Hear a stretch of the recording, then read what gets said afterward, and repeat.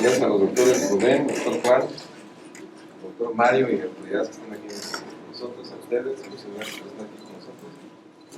Te vamos a hablar sobre la resistencia a la quimioterapia. Gracias.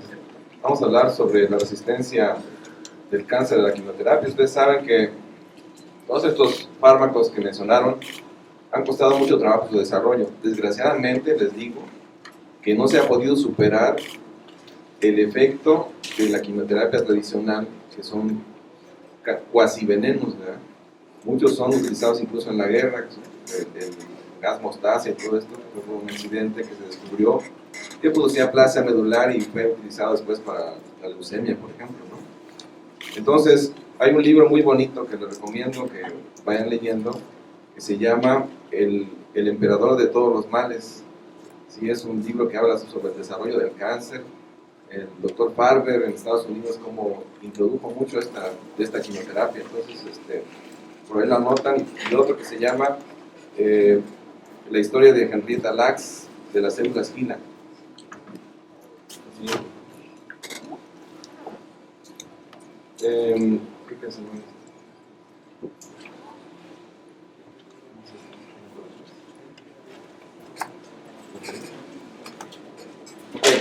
Entonces, la quimioterapia desempeña un papel importante en el tratamiento del cáncer de mama avanzado, ya sea como un ayudante de la terapia primaria o terapia paliativa para mejorar los síntomas y prolongar la supervivencia. En realidad, la diferencia la hacen ustedes. Ustedes están en la primera línea de defensa en el cáncer de mama. Ustedes pueden detectarlo a tiempo y más vale que sea una mastopatía fibroquística y que nos dé pena haber mandado a una paciente, pero no importa, ¿verdad? Ustedes están cumpliendo con su función de diagnosticar cualquier tipo de anomalía tumoral en la mama. Una proporción significativa de los cánceres no dan respuesta a la administración de medicamentos contra el cáncer, ¿verdad? Pacientes sometidos a quimioterapia, ¿sí?, muestran reducción inicial del tamaño del tumor y luego recaída con resistencia a los fármacos, ¿verdad? Tenemos resistencia a la quimioterapia por parte de las células. Las células tienen muchas estrategias para evadir la terapia, ¿verdad? Ambos fenómenos son provocados por un fenotipo de resistencia. Entonces dentro de los mecanismos que les menciono, hay varios que son el metabolismo de los fármacos y eliminación, o sea, la propia célula los toma, los transforma, los inactiva y los elimina. Acceso insuficiente del fármaco al tumor. Dentro del tumor hay cambio de pH, ¿sí? Nosotros alegremente diseñamos nuestro fármaco en el laboratorio a un pH 7.5, 7.4, muy felices, pero ¿qué creen? El tumor puede ser muy ácido o muy básico, ¿sí? Muy básico afuera, muy ácido adentro de la célula, y eso pues inactiva totalmente nuestro fármaco. Otro de los problemas es que la presión dentro del tumor es mayor que la de los tejidos. Entonces, un anticuerpo terapéutico, como el trastuzumab, los anticuerpos monoclonales terapéuticos, tardan hasta un mes en llegar al centro del tumor. Entonces es muy difícil, ¿verdad? Aunque sí son verdaderos misiles. Los cirujanos se refieren a ellos como misiles porque los disminuyen de tamaño y ya son operables, ¿verdad? Los tumores. Entonces también hay una infusión inadecuada, una ruta inadecuada de entrega, factores celulares o específicos del tejido, ¿verdad? Como puede ser aumento de reparación de daños al DNA. Muchos fármacos causan ruptura del DNA, uniones intermoleculares y todo esto, y la célula lo repara con mayor eficiencia que incluso la célula normal, ¿verdad? Entonces, la célula de cáncer toma estas ventajas, ¿sí? Muerte celular por apoptosis. También la célula inhibe la apoptosis para que la célula viva más, la célula de cáncer, ¿verdad? Toma ventaja de esto. Alteración del metabolismo de los fármacos, aumento de flujo de salida dependiente de bombas.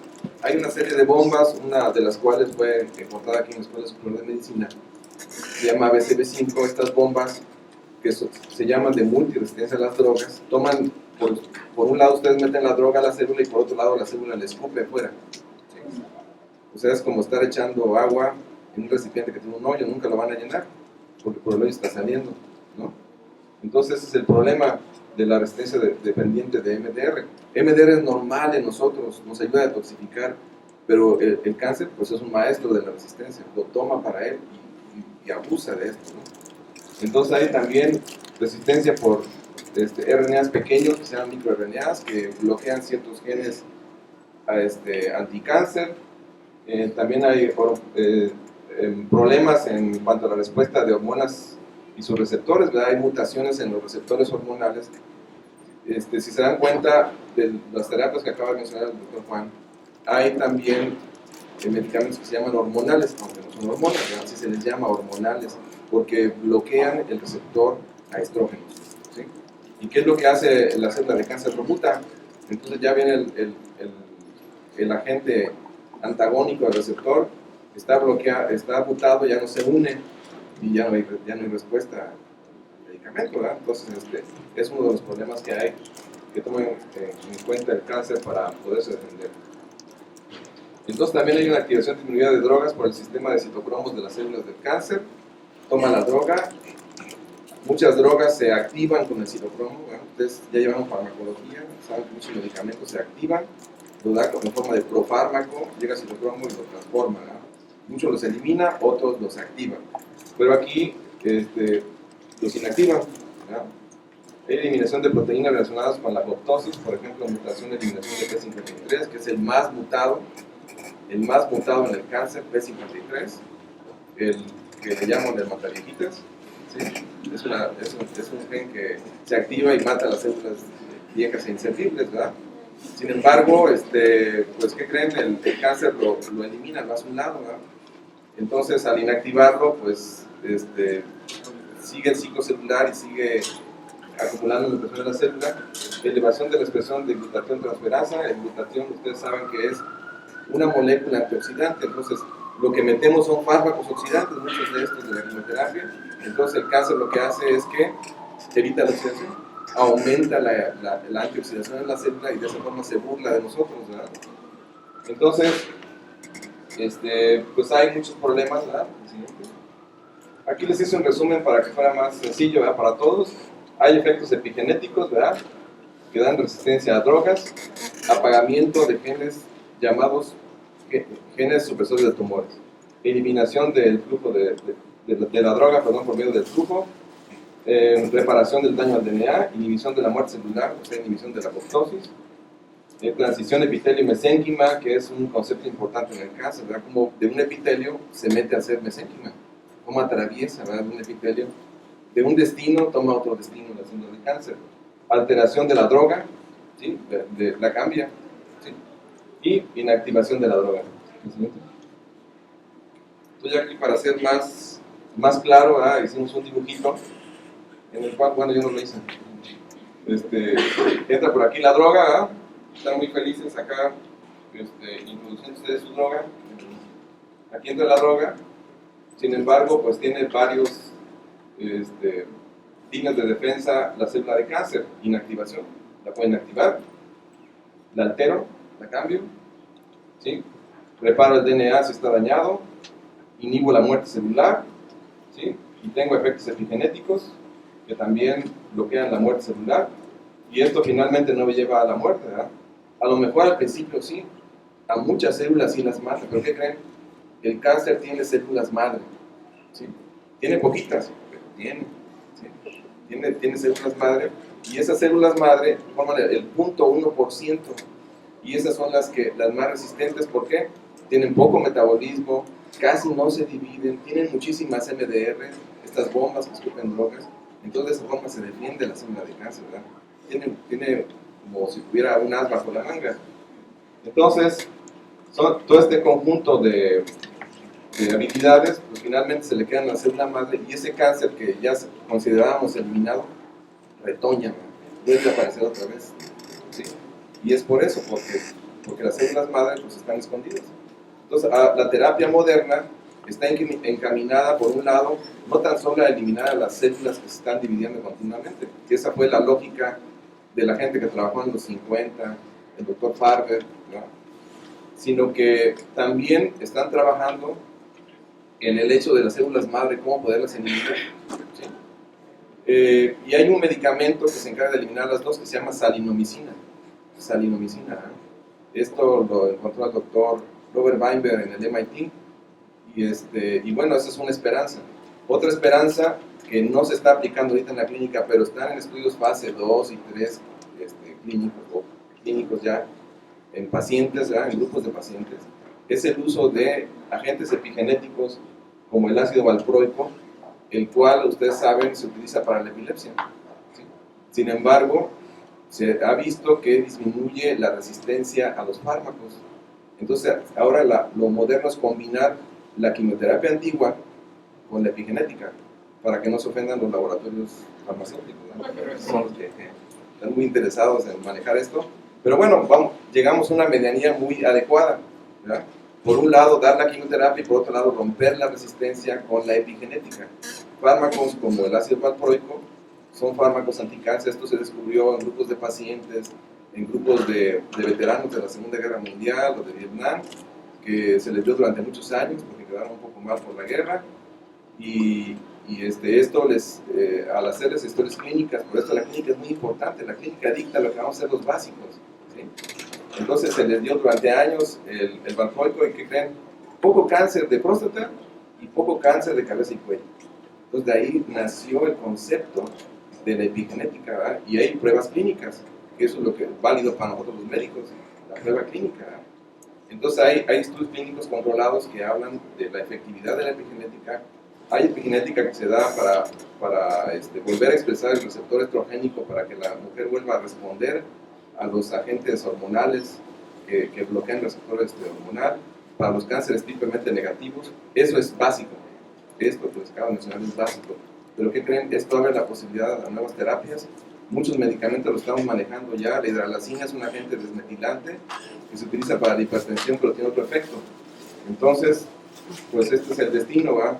El destino de la quimioterapia es transformarse, utilizar inhibidores de cinasas, como acaba de decir el doctor, utilizar anticuerpos monoclonales terapéuticos, la quimioterapia tradicional. Pero ¿qué creen? Ahora, en pequeñas dosis, porque ya estamos utilizando otra terapia que rompe la resistencia.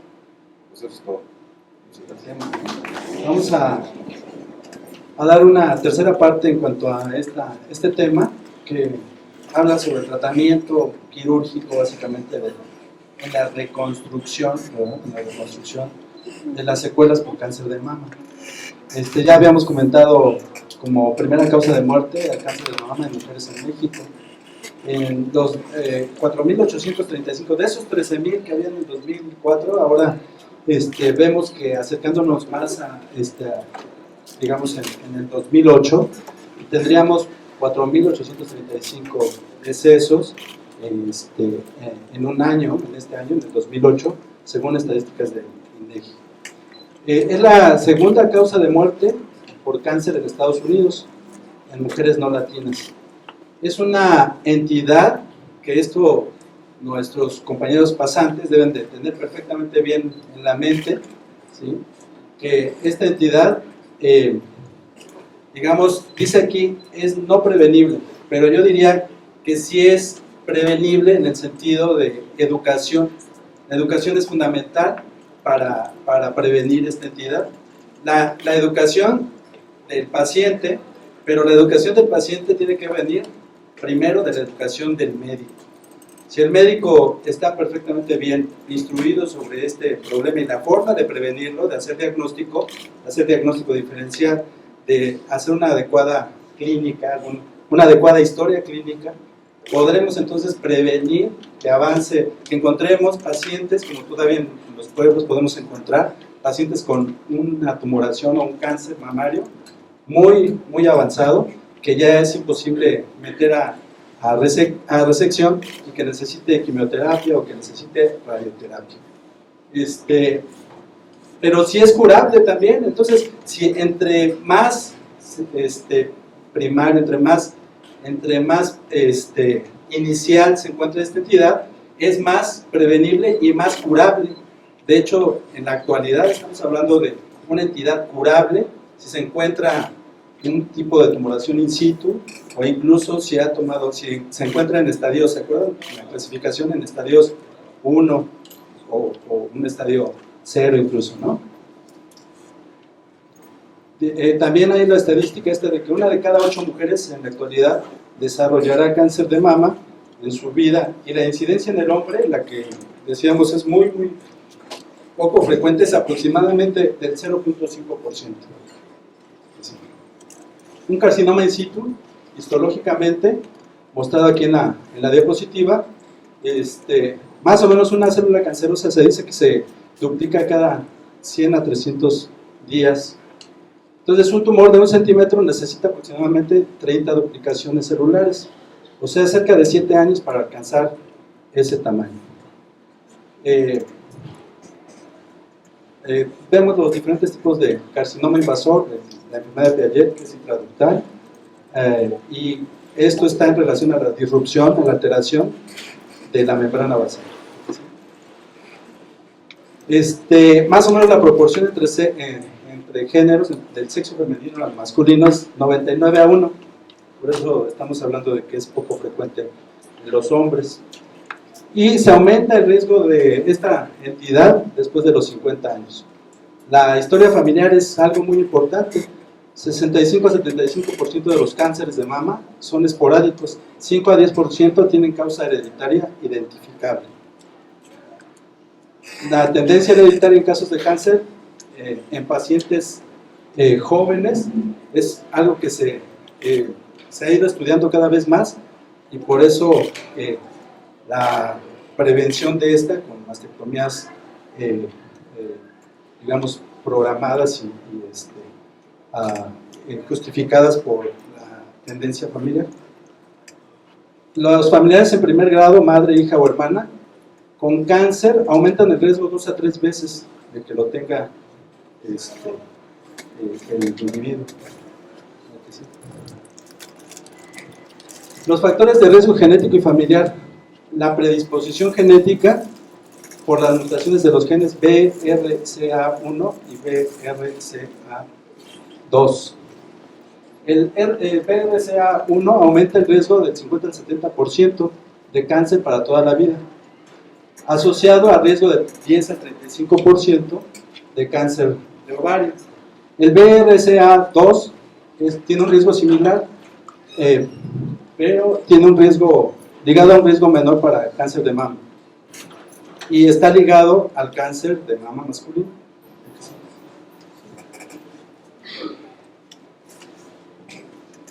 ¿Cuál sería entonces el manejo en pacientes positivas? Un monitoreo cuidadoso con estos marcadores, un monitoreo cuidadoso.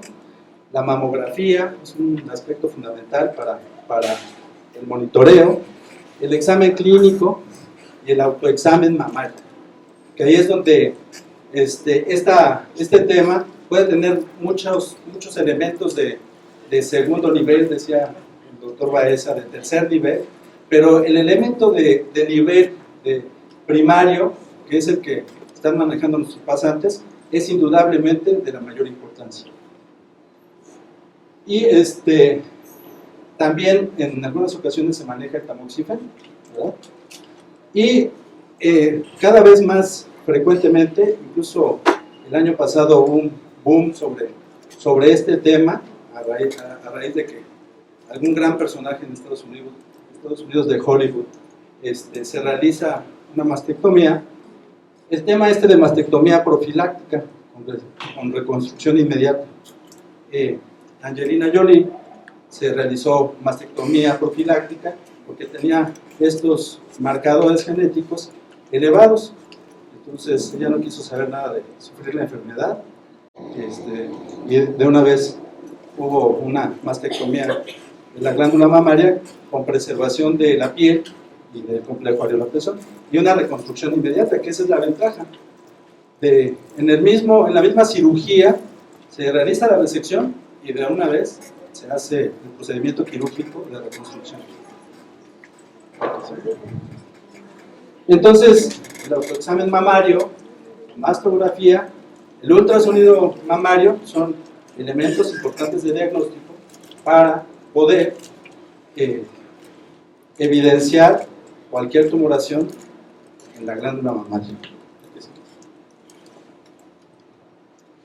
El tratamiento de esta entidad es un tratamiento que definitivamente tiene que ser multidisciplinario cuando ya llega la paciente después, con la enfermedad, con el cáncer mamario en un centro oncológico. Pero después de que es tratado en el centro oncológico, que le hicieron cualquiera de los procedimientos que ya habíamos comentado, pues viene la otra parte. La parte psicológica primero de la paciente, en cuanto a que se sienten mutiladas de una región, una parte de su cuerpo, que es importante y que representa una importancia diferente en cada persona, pero para la gran mayoría es un elemento estructural de feminidad, una representación de feminidad muy importante. Entonces, después de que se ve con la cicatriz, con la mutilación, y ya vimos que hay procedimientos realmente mutilantes, que es evidente que una resección importante de tejidos, bueno, pues la mayor parte de las pacientes necesitan la reconstrucción, piden la reconstrucción. En un inicio, en ocasiones, una forma de camuflajear el problema, ¿sí?, es ponerse algún tipo de prótesis externa, que estas asociaciones de ayuda en cáncer mamario las proporcionan en un inicio cuando la paciente no quiere someterse a ningún procedimiento quirúrgico. El hecho es de que finalmente desean la reconstrucción porque quieren sentirse completas. En general es el sentimiento que cuando a nosotros como cirujanos plásticos llega una paciente a reconstruirse, expresa y se sienten mucho mejor después de la reconstrucción. Hay que tomar una serie de elementos que son importantes para la reconstrucción. Uno de ellos es que definitivamente, como les decía, el equipo de atención a estas pacientes debe ser multidisciplinario. No es posible que nada más el cirujano plástico esté junto a ellos. Ya veíamos los logros que se han tenido acá en el Hospital Rubén Leñero y que definitivamente como parte del equipo multidisciplinario el doctor Baeza ha formado parte de este equipo y de este éxito, obviamente, que actualmente por situaciones políticas ya no estamos realizando, pero que sí nos dejó una gran enseñanza sobre cómo hacer la reconstrucción de nuestros pacientes y otros aspectos que no son meramente la situación de la reconstrucción, sino también los aspectos psicológicos, el tipo de tejido que tenemos que tratar a nosotros como cirujanos plásticos, en qué momento hacer la reconstrucción, qué tipos de tratamientos previos tiene la paciente, porque una paciente que tuvo quimioterapia o radioterapia, que cambia totalmente los tejidos, que los hace más acartonados, que los hace poco receptibles a otros tejidos viables, nos obstruyen el tratamiento que podamos darle a ellos. Todo eso fuimos nosotros aprendiendo y sabemos que esto es fundamental. Es importante todo este equipo para poder darle el mejor manejo y el mejor tratamiento a cada una de las pacientes. Y dentro del protocolo de estudio para estas pacientes, es importante, decíamos, la historia clínica, el examen clínico, la mastografía, orientar a la paciente para un seguimiento postoperatorio, pero básicamente orientarla desde el preoperatorio para todo el armamentario que necesita realizarse, todos los estudios que necesita realizarse, para después de la cirugía también que continúe el autoexamen y los exámenes clínicos que nosotros como médicos debemos realizar de tipo anual. Ahí los implantes, que pueden ser una forma de reconstrucción de esas pacientes, también es importante que el radiólogo tenga un antecedente de estos implantes para que no vaya a confundir imágenes precisamente producidas por los implantes. En el Instituto Nacional de Cancerología, en el 2010 se hicieron aproximadamente 860 mastectomías, de las cuales se hicieron 80 reconstrucciones con expansor, 12 reconstrucciones con TRAM, que es un tipo de cirugía en donde se toma tejidos del abdomen con su pedículo vascular que le dan viabilidad a ese colgajo. Se hace un colgajo que se lleva con el músculo recto del abdomen, disecando todo el músculo recto abdomen con la arteria epigástrica inferior hasta la glándula mamaria a reconstruir. Se pasa por vía subcutánea y se forma el volumen y se le da una isla cutánea a esta región para que represente en la mayor medida posible la mama, la anatomía de la mama de ese lado. Otra forma de reconstrucción es utilizar el músculo dorsal ancho, ¿sí? También con su pedículo, ¿sí? Con su pedículo arterial, para que tenga supervivencia este colgajo, y se lleva de la parte posterior, ¿sí? Hacia la parte anterior, también tunelizado por la piel de la región lateral, de la región axilar, hacia el sitio a reconstruir en la glándula mamaria. Y el complejo areola-pezón, que también es necesario reconstruir, se hicieron en ese sitio 17 reconstrucciones del complejo areola-pezón, para un total de 110 reconstrucciones que se realizaron en el INCAN. En otras instituciones públicas se hace un menor porcentaje de estas cirugías, porque además hay una menor concentración de este padecimiento. En nuestro hospital, el Hospital Rubén Leñero, es un tipo de población que tiene bajo nivel socioeconómico en general. Es la población que predomina en nuestro hospital, y entonces necesita la ayuda de instituciones que pueden proporcionar, por ejemplo, un expansor, o por ejemplo una prótesis, o material especial de sutura para poder hacer la reconstrucción. Esta fundación, la Fundación Alma, es una de ellas, pero hay otras, CIMA, pero Grupo Retro, Prosama y otras que se han instituido para ayudar a las pacientes en su tratamiento. Y ellas son el elemento de coordinación entre las instituciones oncológicas y las instituciones en donde se hace la reconstrucción, y aportan en muchas ocasiones, les decía yo, los materiales para poderlas reconstruir. Esto ayuda muchísimo a solventar la situación económica y de seguimiento también de este tipo de pacientes, que fundamentalmente sí pueden gastarse a nivel particular una gran cantidad de dinero.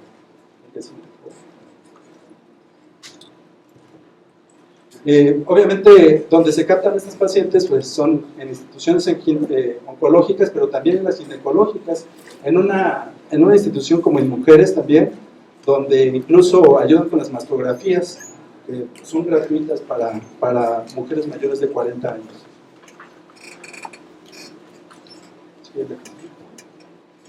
Este es el tipo de prótesis externas con las que se solventan muchas de las pacientes que no quieren un tipo de cirugía reconstructiva. Bueno, pues nada más quieren solventar la situación de representar que sí tienen esa parte de su mama, y funciona bien la colocación de este tipo de prótesis externas que van por debajo del sostén.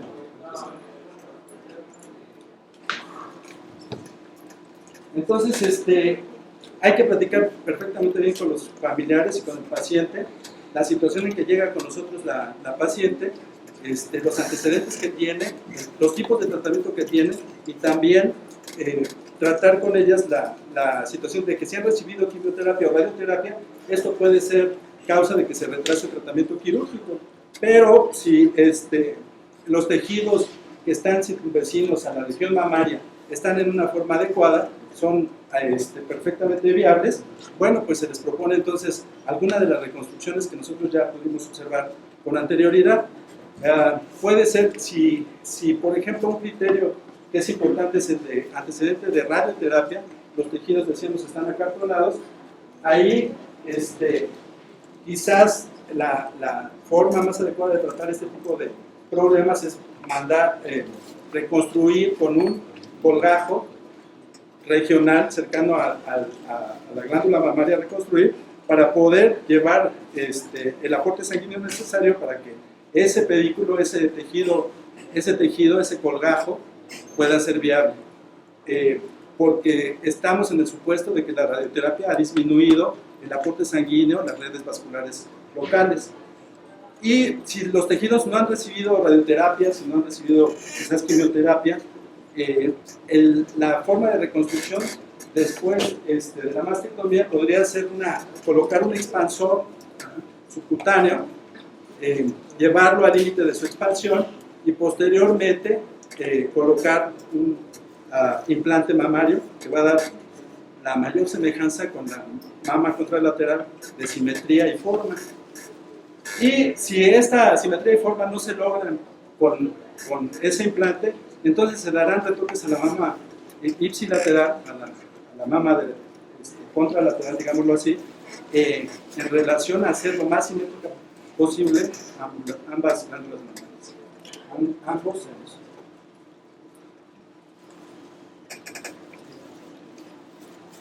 Les paso un video sobre la importancia psicológica de este tipo de pacientes.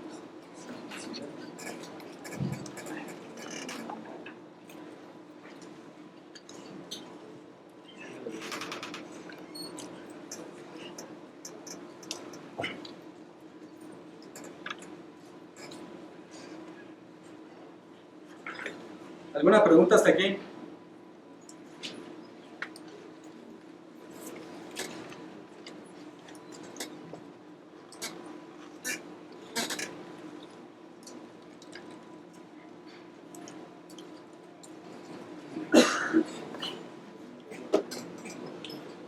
Entonces, dentro del protocolo de estudio de estos pacientes en el Hospital Rubén Leñero, se lleva a cabo estos pasos: la planeación y supervisión de la Secretaría de Salud, coordinada con la Fundación ALMA u otras instituciones, con autoridades de ahí del hospital, se llevaba a cabo de esta forma.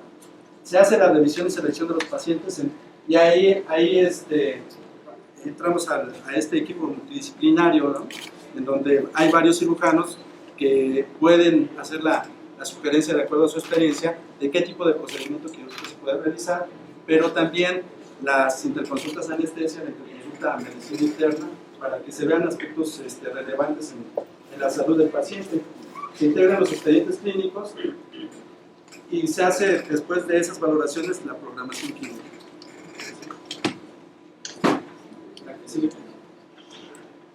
Entonces, y después de eso, pues todo el equipo de enfermería, interviene también psicólogas en este equipo multidisciplinario, también la gente que nos apoya en los quirófanos y las autoridades de salud.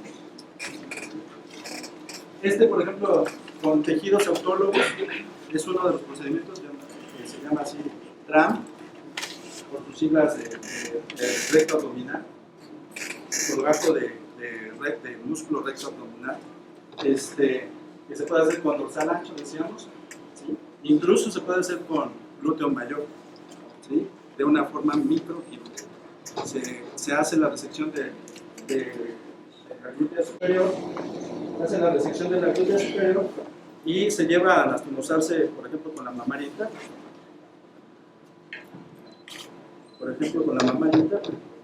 Entonces, o se puede colocar, decíamos, expansores, obtener el máximo de tejido de piel, de tejido cutáneo posible, expandir lo más posible la piel y después colocar una prótesis mamaria. Y estos son algunos de los casos que traemos para que vean. Esta paciente fue tratada con expansor, implante anatómico, y en el primer tiempo se hace la colocación del expansor y después se realiza el implante mamario. También es la misma paciente que se pone después el implante mamario y después se puede hacer el tatuaje del complejo areola-pezón para que quede lo más similar a la mama contralateral. Se pueden hacer, decíamos, retoques de la mama normal, que no tiene cáncer o tumoración, y llevar lo más posible a la simetría. Segundo paciente, que es también reconstrucción de implante mamario, con los tejidos, fíjense muy bien en los tejidos de esta paciente y de la anterior, porque eran tejidos que no estaban tratados con radioterapia, que son la radioterapia, a pesar de que trata de dejar el resto de los tejidos, ahí localmente sí produce ciertos daños semejantes a los de una quemadura. Acartonan los tejidos y es imposible o es muy difícil que expanda, no tiene esa blandura de la piel normal para expanderla. Entonces, por eso se trata con tejidos autólogos, colgajos de tejidos autólogos. ¿Aquí sí? Y así es como, después de su reconstrucción del complejo areola-pezón, se llega a una simetría lo más cercana a la normal. ¿Sí? Esa otra es con una reconstrucción con complejo de tipo TRAM, con músculo recto del abdomen, en donde esta paciente, la coloración ahí en la cicatriz es un poquito más ocre, pero además a esta paciente incluso le retiraron parte del músculo pectoral mayor, y entonces se ve como más esqueletizada, más pegada la piel hacia la parrilla costal. Entonces había necesidad de una mayor cantidad de tejido y se llevó de la piel del abdomen, que les da gusto, porque de repente es como una situación al mismo tiempo estética, porque les haces una abdominoplastia inferior, quitas el aisla de la piel, la pasas por debajo y le reconstruyes también la mama. Entonces, matamos dos pájaros de un solo tiro, ¿no? Y ya es muy cercano a terminar la reconstrucción con la reconstrucción del complejo areola-pezón.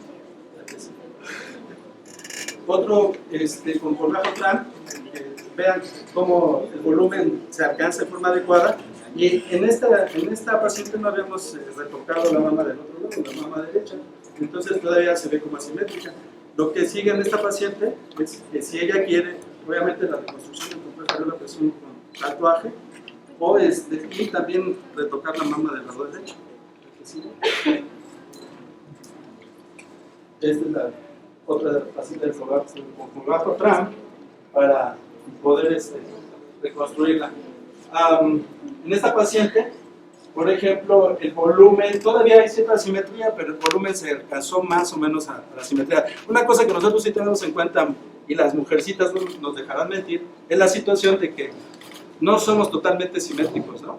Eso se da mucho en cirugía estética, en cirugía plástica, que si te pones perfectamente simétrico de ambas semicaras, hasta te ves raro, ¿no?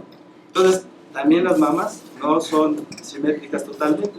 Eso qué bueno para nosotros los reconstructivos, ¿no? Porque nos da la opción de no ser perfectos, de ser un poquito atrás de la perfección.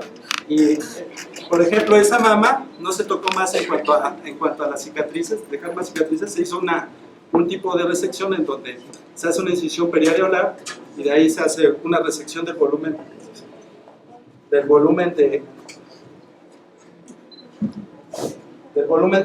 la mama contralateral, y entonces se puede llegar cercano al volumen reconstruido, ¿no? La que sigue, por favor.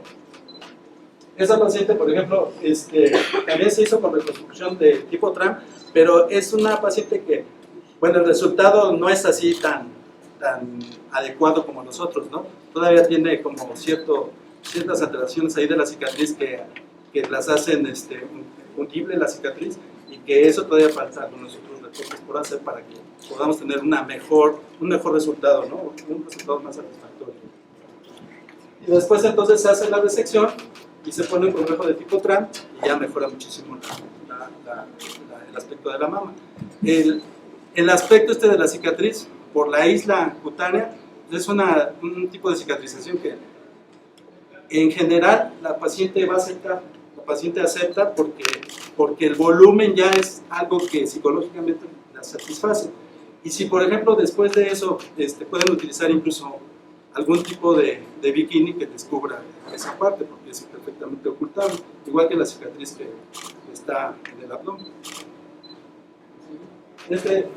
Este caso también es un caso en donde se hizo bastante resección, parte del pectoral mayor se fue resecada y se hace un colgajo dorsal ancho y también expansor. A veces el tejido de un colgajo dorsal ancho no es suficiente, no nos da el volumen que nosotros estamos esperando, entonces le ponemos también un expansor por debajo, lo aumentamos de volumen, y después le ponemos una prótesis por debajo del colgajo expandido, pero ahí va el músculo dorsal ancho y grasa y también entonces se cubre perfectamente bien el expansor con esto, y una prótesis por debajo se cubre mejor todo.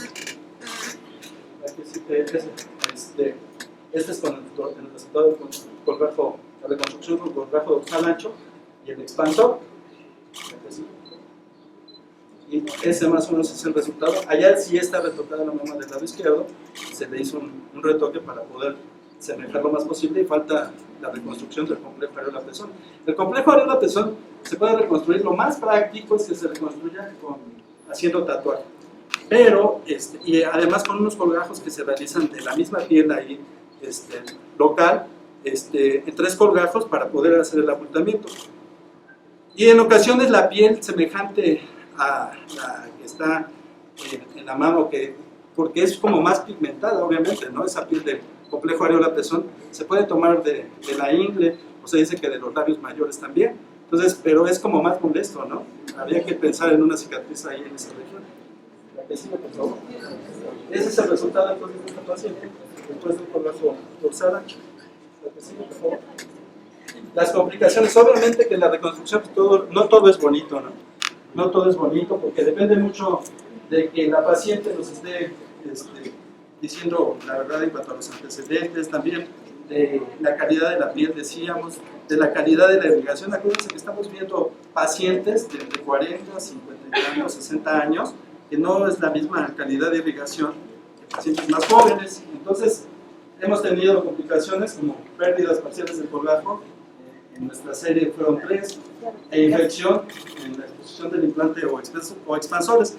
Ahí tenemos que poner en evidencia que los expansores o los implantes son elementos extraños al cuerpo humano y puede haber un fenómeno de reacción. De hecho, todos estos implantes, incluso los que obviamente se utilizan en situaciones estéticas, pueden hacer una reacción al implante que se llama cápsula. Esa cápsula en algunos pacientes es pequeña, muy delgadita y maleable, manejable, digamos que blanda, ¿sí? Y en otros pacientes es muy dura, muy gruesa, que incluso cambia la forma de la mama. Entonces, esas son situaciones contra las que tenemos que luchar, pero en este punto, acuérdense también que son tejidos menos irrigados, entonces, menos irrigados, elemento extraño, puede haber perfectamente bien una exposición del expansor, una mala cicatrización, incluso una infección. Y estos son los procedimientos que nosotros hicimos. Las complicaciones menores fueron 2 y las complicaciones mayores 2 con retiro del implante. Hasta ahorita hemos tenido resultados satisfactorios. Es muy importante la motivación a la paciente por parte de nosotros los cirujanos plásticos, y mejorar después de estos procedimientos. La mejoría de la autoestima de los pacientes es bien importante.